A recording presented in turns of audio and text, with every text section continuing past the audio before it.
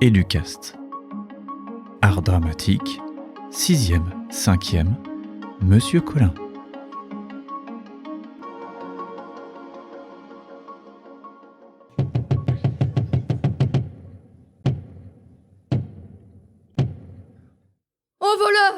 Au voleur, à l'assassin, au meurtrier, justice, juste ciel, je suis perdu, je suis assassiné.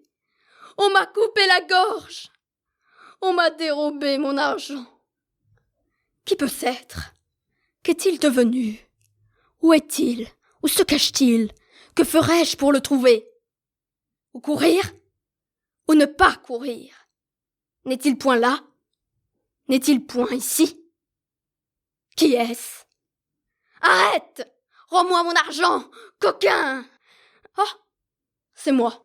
Mon esprit est troublé, et j'ignore où je suis, qui je suis, et ce que je fais.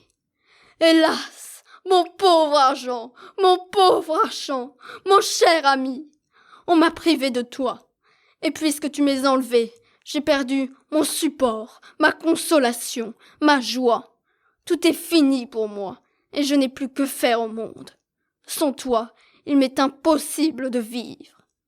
C'en est fait. Je n'en puis plus. Je me meurs, je suis mort, je suis enterré. Et de quoi est-ce qu'on parle là? De celui qui m'a dérobé? Quel bruit fait-on là-haut? Est-ce mon voleur qui y est? De grâce, si l'on sait des nouvelles de mon voleur, je supplie que l'on m'en dise.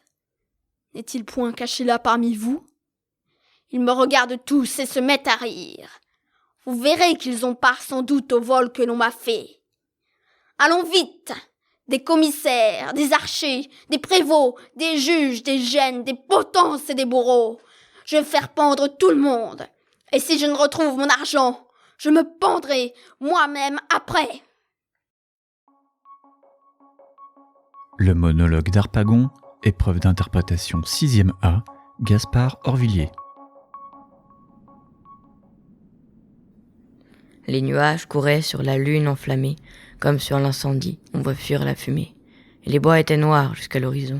Nous marchions, sans parler, dans l'humide gazon, dans la bruyère épaisse et dans les hautes brandes, lorsque, sous les sapins parias des Landes, nous avons aperçu les grands ongles marqués par les loups voyageurs que nous avions traqués. Nous avons écouté, retenant notre haleine et le pas suspendu. Ni le bois, ni la plaine ne pouvaient un soupir dans les airs.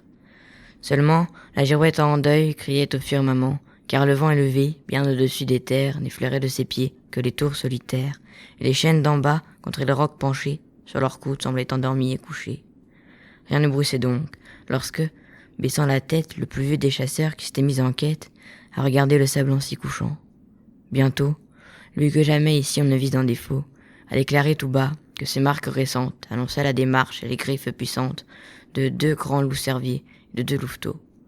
Nous avons tous alors préparé nos couteaux, cachant nos fusils et leurs lueurs trop blanches, nous allions, pas à pas, en écartant les branches. 3 s'arrêtent, et moi, cherchant ce qu'ils voyaient, j'aperçois 2 yeux qui flamboyaient. Je vois au-delà 4 formes légères qui dansaient sous la lune au milieu des bruyères. Comme le font chaque jour, à grand bruit, sous nos yeux, quand le maître revient, les lévriers joyeux. Leur forme était semblable et semblable la danse, mais les enfants du loup se jouaient en silence, sachant bien qu'à 2 pas, dormant qu'à demi, se couche dans ses murs, l'homme, leur ennemi. Le père était debout, plus loin, contre un arbre, sa louve reposait comme celle de marbre qu'adoraient les Romains, et dont les flancs velus couvaient les demi-dieux, Rémus et Romulus. Le loup vient, s'assied, les 2 jambes dressées par les ongles crochus dans le sable enfoncé. Ses jugés perdus puisqu'il était surpris, sa retraite coupée et tous ses chemins appris.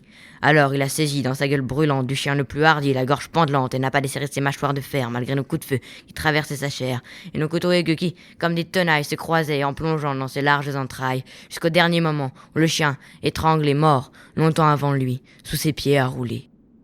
Le loup le quitte alors, et puis il nous regarde. Les couteaux lui restaient au flanc jusqu'à la garde. Nos clouettes au gazon, tout baigné dans son sang, nos fusils l'entouraient en sinistre croissant. Il nous regarde encore. Ensuite, Il se recouche, tout en léchant le sang répandu sur sa bouche, sans daigner savoir comment il a péri, refermant ses grands yeux, meurt sans jeter un cri. La mort du loup, épreuve d'interprétation 5e A, Melville Boissier. Éducast.